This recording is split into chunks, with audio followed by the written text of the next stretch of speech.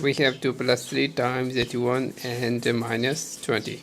So 2 plus 3 equals 6 times 81 and minus 20. Now 6 times 81 equals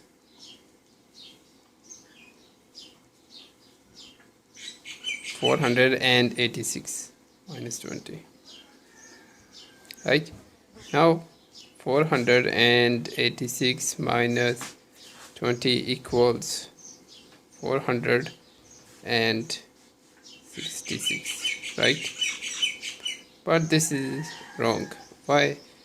Because multiplication must be done before addition, right? And subtraction.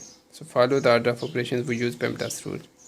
So 2 plus, so multiply first. So 3 times 81 equals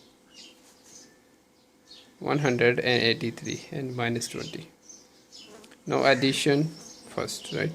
So 2 plus 183 equals 185 minus 20.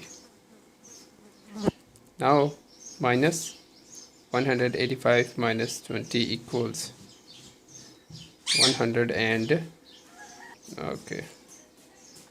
65.